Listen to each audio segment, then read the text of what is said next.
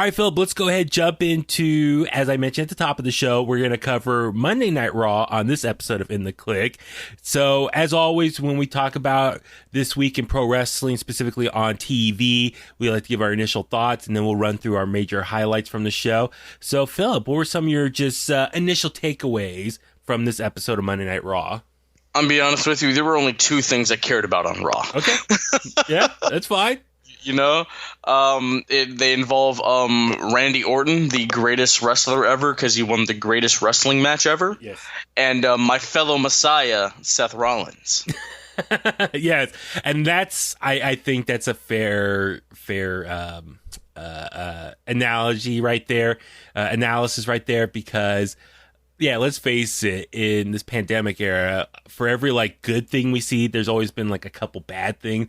So when you say, yeah, there's a couple just major takeaways, yeah, unfortunately for a 3-hour show, that sucks. For a 3-hour episode of Raw, there's only like a handful of things that we could take away that we got out of it. And I'm with you. It's, we'll talk about it later, the Raw Underground stuff. I'll just say this. I was getting a lot of motion sickness watching it this week. Did they get rid of the girls? Yes, they did. I love the girls. I know, man. Like I said, we'll get into that in a second. But no, I'm with you. There was, they did. Okay, I enjoyed some of the story progression building up to SummerSlam. I enjoyed that. I think we're going to get some good matches at SummerSlam this year. I'm looking forward to a lot of the matchups. Once again, I think MVP, no pun intended, is the MVP of Raw for the last few weeks, couple months. With that, I really like what him and the Hurt Business have been doing. Like I said, we'll get into that more in a second.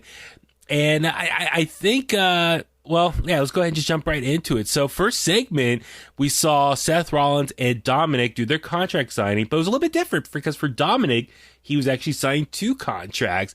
Not only signed his contract to confirm his match against Seth Rollins at SummerSlam, but he was actually signing a WWE superstar contract. So congrats, Dominik. He is now officially a part of the WWE family. And I'm just guessing if he's going to sign, or did sign now, I would imagine his dad's probably going to re-sign very soon, because that's been the speculation of like what his current status is with WWE. I think he's been a free agent for a minute, and it's been like on a handshake agreement for the last few months. But Dominik probably would not sign if he knew his dad was going to stick around. So, absolutely, man. I will say this here, you know, once it happens, you can listen back to the show.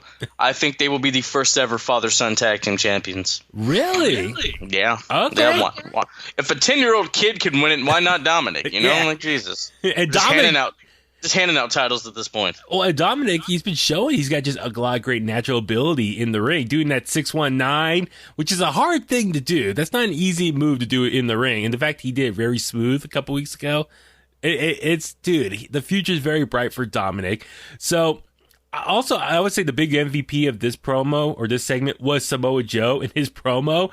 So Samoa Joe, obviously, he's one of the color commentators for Monday Night Raw, but he came in the ring to host the contract signing. But dude, that promo he cut at the beginning, like, it almost felt like he was going to be the one in the match against Seth Rollins. Dude, he's still so good. I know. Like, when put the title on him, bro. I know. Stop playing with me. Like, I know not everybody gets a turn, so to speak, but look, if Braun can hold the blue one, let him hold the one that matters. Yeah. That's all I'm saying. Yeah. Well, Samoa Joe, so just to clarify, they said, unfortunately, he's not medically cleared, so they said if he wants to keep his job, he cannot interfere in this segment. And that was, I'm glad they mentioned that very quickly in the beginning. So as we saw later on in the segment, when Dominik was by himself, you would think Samoa Joe would run in to save him or help him out. But unfortunately, he couldn't, because as a professional broadcaster and not being medically cleared to compete, he couldn't jump in there to help out. So we see the contract signing, Seth Rollins with that hysterical laugh of his, calling out Dominik, and then Dominik pretty much said, like, he always wanted to be WWE superstar, but now his main goal is to kick Seth Rollins' ass, especially for his dad's honor. And they start going at it, and then Seth Rollins, when it plays the number game, him and Murphy just outnumber Dominik, and they bring out some kendo sticks and just lay into Dominik with a beatdown that I've not seen in a long time. They eventually get him caught up in arms crossed tied up in the ropes, and they both lay into him, hit the front of his body, the back of his body. I think they said, he took like 30 Kendo shots. Dude, he was laid out. Looks like he was in so much pain. And then obviously on WWE's social media, they posted photos of all the wounds across his body. Philip, man, that was an intense segment right there. Did you get Sandman Tommy Dreamer vibes, dude? He got caned with a Singapore cane. Yes, my brother Tommy was saying that too. He was like, for all you ECW fans. So, okay, let me ask you this. What do you like better? Do you like better calling it a kendo stick or a Singapore cane? I like the Singapore cane, dude. It's different. It's innovative. And, that's what ECW was. But back to this. It put a breath of fresh air on this feud, because like, all right, Ray lost twice, he lost his eye twice too, so he can't do anything. And I'm like, Dominik, really? Like, I'm still kind of like, if he wins, where does he go? And I'm like, Seth, if he loses, where does he go? Okay. No, that's where I'm at. But, Seth Rollins and his buddy Murphy, caning Dominik was a breath of fresh air. And I hope this was taped a couple weeks ago because, boy, Jesus, I wouldn't want to wrestle a match with those welts. You know what I'm saying? A match trying to take a shower after? Like, No, it looked very painful, and as Seth Rollins said in the ring, this is Dominik's way of paying his dues. So welcome to WWE, Dominik. You got your lashing there, and I think he definitely won over a lot of people's respect for that, as for taking that beating in the ring. And then the other thing too, so you brought up a couple good things there as far as the match itself, which I think it was yesterday or today, it was announced it's actually going to be a street fight now. At SummerSlam, they posted it on social media. So if you don't follow WWE, please do. But yeah, they made the stipulation that was going to be a street fight, which I think is actually kind of good because anytime either maybe have an older competitor or maybe even an inexperienced competitor, a stipulation to the match can kind of help cover up some of the flaws in that respected performer's or that wrestler's performance. So I think for Dominik, since it's a street fight, since he's probably still very green when it comes to pro wrestling, he doesn't have to worry to go out there and perform like a 6-star match with Seth Rollins. The street fight can help cover up some of that stuff and kind of maybe change the pace up a little bit of the match. So I think that's a very smart move on WWE's part of adding that stipulation. So as I'm watching this and he's getting this beatdown, I'm thinking to myself, where is everyone? Where's all his family, friends, allies? Is anyone out there going to come save him? I was thinking, where's his dad? But I'm sure his dad is still home recovering from his eye issues, eye problem. And I guess, okay, Aleister Black, he took the beatdown a couple weeks ago. His arm's out of it. We saw Humberto. He just lost to Seth Rollins right before that, so he was laid out. But I was thinking, is there anyone else in the back that could come out and save him, help protect him, just to even up the odds? So I just kind of felt bad for Dominik that he had like no help for anyone to help him out in this situation to get him out of it.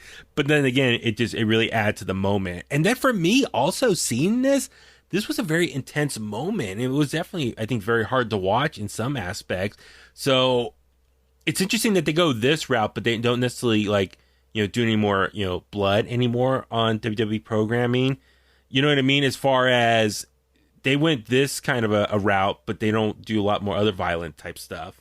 Well, SmackDown on Friday was TV 14, so Raw may be headed the same way. That's true, and I saw that too. So maybe this is the beginning of a little bit of a change up. Maybe they realize, okay, we gotta get the ratings up. Let's spice things up a bit. You know what this is gonna be? What's that? Ruthless Aggression Part 2. But no, I love this opening segment. It just really adds to the drama and the emotions as far as this storyline. Because I was kind of like, the whole Seth Rollins, Rey Mysterio storyline. But now this whole new angle with Dominik is really adding a whole new layer that's really getting me involved more. And I'm really excited for their matchup now. So just Philip, early prediction, who do you think is going to win here? It's still too early to tell. We have one more episode left of Raw, and then I'll have a distinct prediction in my mind. I would think Dominik would have to win and get the payback on behalf of his dad. That's what I'm thinking. That's my early gut reaction. But then you brought up a good point a second ago as far as where does Seth go from here. Maybe does he finally go off TV for a bit and stay home with Becky Lynch, who's pregnant, and just kind of be there for her for the next few months until she eventually gives birth? Or does maybe have Seth have one more major program lined up for himself before he goes on paternity leave? But then also for Dominik, let me ask you this. If Dominik wins, or whatever happens to him in this match, what is his future? Does he stay on Monday Night Raw? Does he go off TV for a while and just keeps training at the Performance Center? Or does he eventually move over to NXT and start performing there? I think NXT Performance Center is better for him because, we don't know how. I mean, he's been doing some training for a couple years, but, it takes quite a while to master this craft. Mm-hmm. And, him getting one over on Seth, we could see the messy hair Messiah that we saw after he lost to McIntyre. Yeah. And, what's his purpose? Him leaving to find a new purpose, that would be interesting. I'm not opposed to that. Okay. I guess for me also, when it comes to Seth's character as the Monday Night Messiah, let me ask you this, Philip. If you were to tell someone or describe to someone Seth Rollins' current gimmick, what is the Monday Night Messiah? Is in his way, does he feel like he's the savior of Monday Night Raw? What is his purpose as the Monday Night Messiah? I think that's kind of, for me, as the storyline goes, that's getting kind of lost in translation of what's going on. I think from one Messiah describing another. Yes, please fill me in. Absolutely. I think he was a man that was devoted to the people, and once the people turned on him, he had to change his ways. And so he believes it's either his way or the highway. Okay. He wants a better Monday Night Raw. He wants a better WWE, and you have to listen to him to do that. Okay. And over the course of this time, he's had a couple hiccups. One of the major hiccups has been the Mysterio family. So he's looking to silence them once and for all. Because he thinks they're like heathens or something to his purpose. I think he wants Dominik to become a disciple. That should be added to this. If Dominik loses, he's a disciple.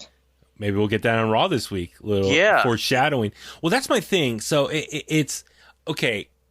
For me, if he's the Messiah, I'm not trying to say it's necessarily like a cult, but it definitely has religious connections to it. And obviously religion, you try to build up your following. So, and I know he had some hiccups. Originally he had AOP, then he had Buddy Murphy. AOP, one of the guys got hurt, so they went away. Then Austin Theory with Buddy Murphy, but in Austin Theory, he's had some allegations in the speaking out movement. He was taken off TV, and his actual status with the company is very much up in the air. So he may no longer have a job. Exactly. So right now, it's just been Buddy Murphy who's been following him around. So I kind of feel like, okay, how do we progress this story for Seth Rollins to kind of keep it intriguing or add a new layer? Him and Dominik right now, I'm loving that. But as the Monday Night Messiah, does he want to add more people? Maybe, as you said, maybe for every person he defeats, they got to join him and follow him. And that could be a whole new layer of storytelling. He converts people to follow him with a victory over them.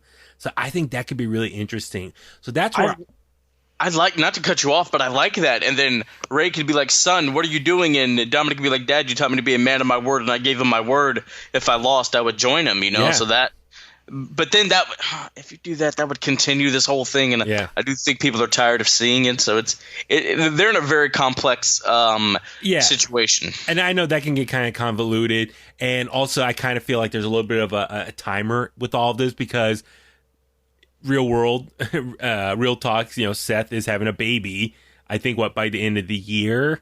So I think theoretically we might only have a couple more months with him before he has to step away and actually go be a dad and be there for Becky in their real life. So maybe that's why they kind of hesitate to maybe keep this story evolving more as far as the Monday Night Messiah character. That's where I'm ultimately getting at. I kind of want to see how they can expand on this character other than just coming out week to week saying, doing a kind of whatever kind of promo you want to call it, where he's just kind of preaching to the masses, and Buddy Murphy's the only one that follows him. So I was like, what's the next step to add more to this Monday Night Messiah character? So, wow, that's a long discussion on Seth Rollins right there. So let's kind of just skip on through the rest of Raw. So we saw, obviously, the whole tag team title division progress more. We saw Dawkins beat Andrade, and then Bianca Belair beat Zelina. So just Phil, quick thoughts on this whole current storyline with the Raw tag titles. You couldn't have at least one of them win, like either Andrade or Zelina, but then that's 50-50 booking, and people would complain about that. It was fine. I guess people just get poisoned on Monday Night Raw now. Yeah, it's a whole new thing now. It's a whole new layer. Hey, it's different. Okay. Yeah, that's true. But at the post-match promo, they said that Ford will be at SummerSlam. He's not going to miss the biggest party of the summer, so he's going to be there. He might not be 100%. He's still recovering from his poisoning, but he will be there. So I'm still going to look forward to that match. Do you think the Street Profits retain? I don't, to be honest with you. Really? Yeah. I don't think so. Because Andrade, ever since he lost the U.S. title, he hasn't really been doing much. And Garza, he hasn't really been doing much either, except being with that chick from The Bachelor, like a couple weeks ago. Or flirting Give them with the Charlie. title. Yeah. Oh, hey, shout out Charlie. Charlie. Give them the title, or give them the titles. Let them do something different. The Street Profits, they're over with or without the championships. Totally. And that's the one thing I do miss having a crowd, is for Street Profits to dance with the crowd. Like I said, there's such great baby faces, and the way they just move and dance and just get everyone pumped up. So hopefully, if we do see some fans in attendance at SummerSlam, the roof is going to pop off when Street Profits come out. So looking forward to that. And then we saw another VIP segment with MVP and the rest of the guys in the Hurt Business, Bobby Lashley and Shelton Benjamin. Ultimately led to a match with Apollo Crews taking on Shelton. And I enjoyed Apollo and MVP kind of going back and forth before the match. I like Apollo as U.S. champion. He's finally showing a little more personality now, talking back to MVP. But then again, like I said, MVP's kind of been the MVP of Monday Night Raw as of late. Absolutely. Couple things. I need the Hurt Business back on Raw Underground. Okay, beating up people in suits, I like that. Why is Bobby Lashley the CEO when clearly MVP is the leader? I don't understand that. They're missing something. I think Big E should join them. I think that'd be nice and different. Really? I heard that on another podcast, and I'm like, oh, what? You know what? It could be in the Black Evolution. Interesting. Okay. Lashley and Benjamin are tag champs. MVP's a U.S. champ. Because MVP's his opportunity to become WWE champion, it's gone. Lashley, he's not charismatic enough. I hate to say it, but he's an absolute killer. I don't think they'd do it to Shelton. And people want to see MVP have a nice singles run. There it is. And then, but then you run the chance of breaking up the New Day, and I know they don't want to break up. Mm-hmm. But I think E with the Hurt Business, I think that'd be dope. Well, I did hear that I guess Big E did an interview, and he's how do they phrase it? He heard, there are some big things lined up for him, and he's excited for it, but he'd be really surprised if they go through with all of it. So that's a little bit of a tease that something big might happen. Is that eventually a WWE Championship win at some point in the near future? Or is he on SmackDown, Universal title? No. Give him the WWE Championship. So he was teasing that there are some big things lined up for his singles run. So we shall wait and see on that. But the match itself, I was a little bummed seeing Apollo lose here to Shelton Benjamin. It's like he's the current U.S. champion, and he gets up another loss. But then again, he got kind of a little bit of payback post-match, and, he still looked strong that way. So I'm looking forward to their match, Apollo versus MVP at SummerSlam. I think Apollo is going to most likely retain there. But actually, then again, I can see him winning it and just adding to the Hurt Business. Yeah, put the title on MVP. He made the U.S. title, for people that don't find it lackluster and isn't as important as the Intercontinental title. I remember being a kid, man. MVP was the U.S. champion. I paid attention, man. Yeah. I did. So, 340-something days. Like, let's do it. Let's run it back. Yeah, what do you think of MVP's current run compared to his previous run? It's different. Obviously, he's older, but I think he's reminded people like, yo, this guy is good, and especially with the Hurt Business. I mean, you look at it, him and Benjamin in Japan were Black Dynamite. Lashley and him and TNA were the Beatdown Clan. Now all of them together, the Hurt Business. It's this evolution of this guy, finding success with multiple people and bringing them up. Like Shelton Benjamin, he was smiling on TV for no reason. Look at him. Look at him now. He's a badass. Yes, like that's the point. I mean, this guy is a collegiate standout. Bobby Lashley, a Bellator standout, a collegiate standout. MVPs in jiu-jitsu. Like, these guys are bad MFers. You know what I mean? Mm-hmm. And MVP brings that out of people. Yeah. So no, I'm with you. I agree 100%. And I'm really digging her business right now. They're finally getting some momentum, and it seems like they actually have some direction on what they're trying to do now. Because it was kind of like people were questioning, what they're going to do. What direction are they going to go? Are they going to be a Nation of Domination 2.0 or something? Like, no, I'm glad they're kind of doing their own path. I think trying to just redo an old gimmick like the Nation of Domination, that's old news. Let that be in the past. Do your own, create your own legacy and own storyline and own gimmick. And I like what they're doing right now. I'm all for that. And I listen real quick. I know a lot of people are complaining. It's like, oh, you're not putting over young talent. You're only putting over these older guys in their 40s. I'm like, they're still going out there and competing. Let them have this little bit of dominance for a while, and then they can eventually help put over some young talent. It's like, let's establish them at this badass faction, and then they can help put over some younger talent in the near future. That's what my thinking is. Yeah, my thought on that. Let the older guys do it. Putting over young talent. How are you going to know if they're over? There's no crowd. Yeah, that's true. Yeah, that's my thing with that. And if the Hurt Business needs a CFO, I hear IRS is available. There you go. I like that. And next up, we saw Raw. Next up, we saw Raw Underground make its return for week number 2. And if I remember correctly, it was just more or less just 2 segments this time around. It was, well, okay, Philip, since we didn't talk about this last week with you, what's your just initial thoughts about Raw Underground so far? I liked it. I thought it was different. I love the girls, as I said. The music was, it was interesting. It felt like Bloodsport meant like a Grand Theft Auto strip bar. Like that's what it felt like to me. Yeah. Like I said, I like the Hurt Business they moved in because of all this combat sports that those guys have been involved in. They're all badasses. I would have loved to see them back again, but they weren't. Kendo, this is a great way to put him over. As Richard said, it's squash matches without entrances. Yeah. So I like that. Shayna Baszler just beating up 3 chicks at once. That's fine. It just like, hey, she was a shoot fighter. Like, this is a cakewalk for her. Yeah. You know what I mean? So that's all fine and dandy. What's the big guy's name again? Kendo. Yeah, dude. So he was pretty much the focus of the first segment. And he was a badass, he was just doing like just straight up like pounding downward, throwing punches downward.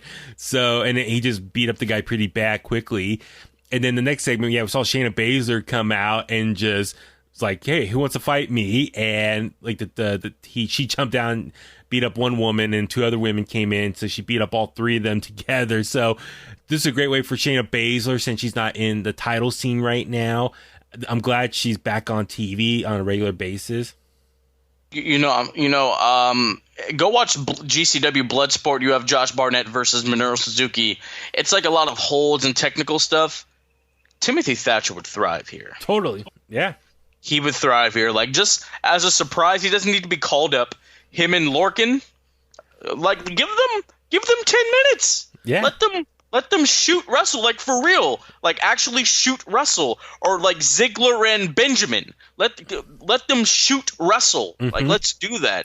Let's do something different. I like that. Yeah, I enjoy Shayna's looking badass here and just reminding people that she is like a cage fighter. So this whole segment just reinforced that she's such a badass female competitor. I loved it. And it was interesting, though. Yeah, it was only 2 segments this week, so it was kind of quickly done with. And yeah, I'm with you. I was a little bummed. None of the dancing women in the background. I enjoyed that, the little eye candy. But I will admit, dude, I was having such motion sickness watching this. The number of quick cuts, literally when the match starts, they're going from camera to camera in less than like 2 seconds. So they're bouncing from camera to camera to camera, and I was getting like dizzy or, like I said, motion sickness. I'm like, dude, slow it down. Like, spend like at least 15 seconds on one camera or something. I don't know. It was just way too fast. So that's what immediately took out of it. So it was tough for me to enjoy it this week because of the number of cuts. And I don't know. I guess I'm kind of glad that they just kept it to a minimum as far as just the 2 segments only. I still want to be optimistic and be patient with this and see how this plays out.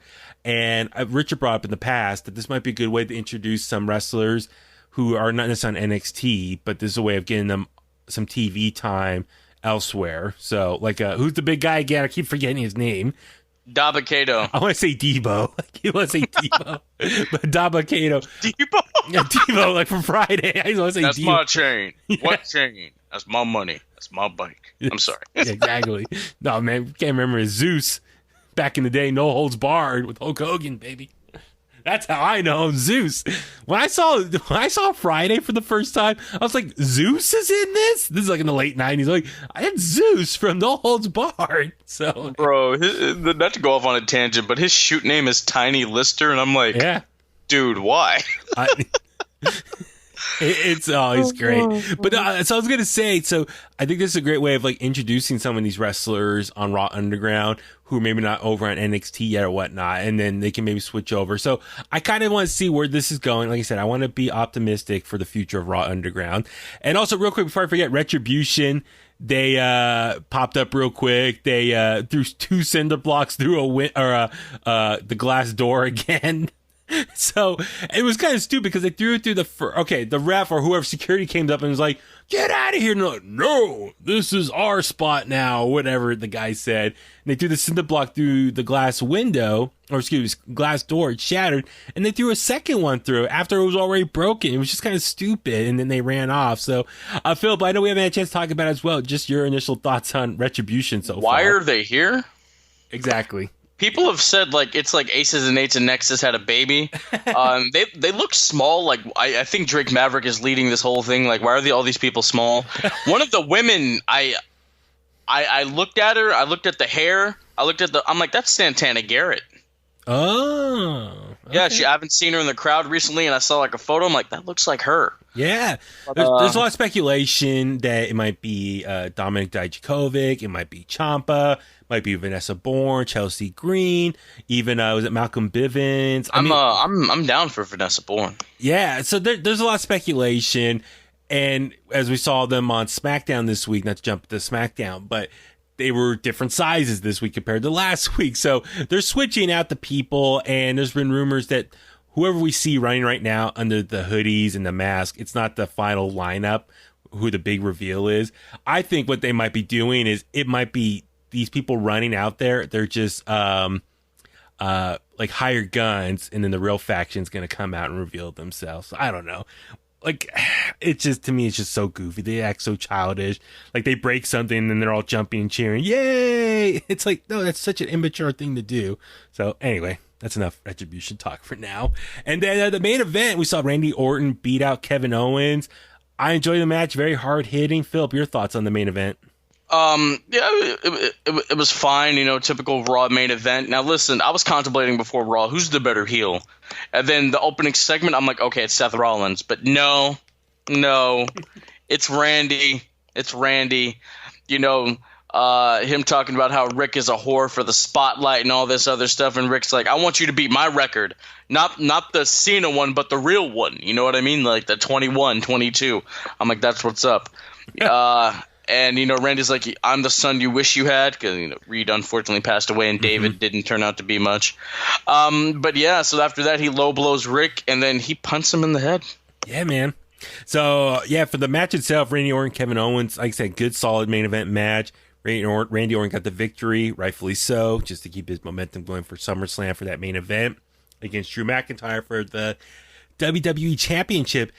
Real quick, before we talk more about the Randy Orton stuff, Kevin Owens, I was like, after this loss, okay, what's next for him for SummerSlam? Does he have any SummerSlam plans? I hope they SummerSlam's going to be here pretty quick. So I wonder, does Kevin Owens have any, like, what they're going to do with him? I hope they don't just leave him sitting there. I hope they actually use him for SummerSlam. So we'll wait and see with that. But yeah, Randy Orton, man, just once again proving he is the best thing going to WWE right now from a heel standpoint, character standpoint. So good. And then, so he wins, and I looked at the clock, and I saw there's a lot of time left in this show. And soon enough, Ric Flair comes to the ring. They're celebrating, and then Randy Orton's like, stick around. We'll celebrate more in a second.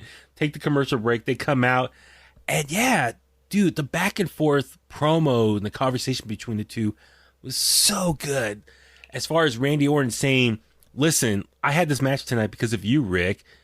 You've turned into like a liability for me and what my goal is, as far as he wants to win the WWE Championship. So like." He can't have him around anymore if he's gonna, potentially derail those plans. So I kind of understand where Randy Orton's coming from, and just the delivery was so good, so menacing, and wow, it just what he said, and then Ric Flair talking about. Oh no, Randy Orton told Ric Flair, as you said, he wants just the spotlight, he wants to take his shine away. All that stuff. And then Ric Flair coming back says, listen, like I almost died 2 years ago, and I realize I need to tell the people in my life I love them, my family and friends, that I love them. And at this point, all I want is just to be known as Charlotte Flair's dad and be at your side to see you break my record, not John Cena, as you said, my record. So it's like, oh God, you feel for Ric Flair here as far as giving that passionate promo and be like, listen, he had his time to shine in the past. At this point, he just wants to be there for support for Randy and help him on this journey to break the title record. And he says, listen, you're such a gifted guy. You've been in the business for so long. We have a lot of great memories. God, I love what both of them were saying here. I loved it. And then, as you said, Randy Orton give him the low blow, which it looked like he did it in a way without hurting Ric Flair. Ric Flair's old and you gotta be careful with him. And then even when Rick was trying to fall down, Randy was holding him and gradually bringing him down to the mat. So I enjoyed that as a way of kind of like protecting him. It's going back on the, he hurt somebody and like, you made me do this, you know what I mean? And I think that was Flair's last great moment. I truly do. Yeah. Promo wise and just, segment wise. And he had to love every bit of it. Because, Rick loves to be a part of stuff. And there was something about Randy with Flair that it really worked. I loved it. I mean, Randy's great on his own, but there was something about having the greatest wrestler of all time trailing the new greatest of all time. You know what I mean? Yeah. There was something about it, man. Yeah, it was a great segment there. And what a way to end the show. Drew McIntyre came out. And we saw Drew McIntyre cut a promo earlier in the night as well, or a backstage interview, I should say.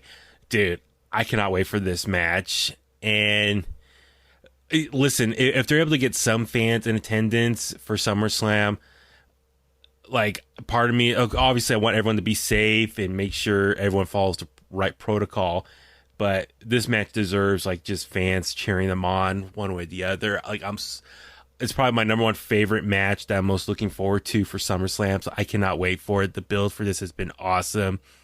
And I just love Drew McIntyre was saying, like, Randy, you're just pure evil now. Just shouting that as Randy was backing out and they're staring each other down. Oh, it was so good. Like I said, I cannot wait for this. And I hope it's the main event. It better be the last match of the night at SummerSlam. So looking forward to that. And so, yeah, Raw overall, those are our main highlights from this week's episode of Monday Night Raw.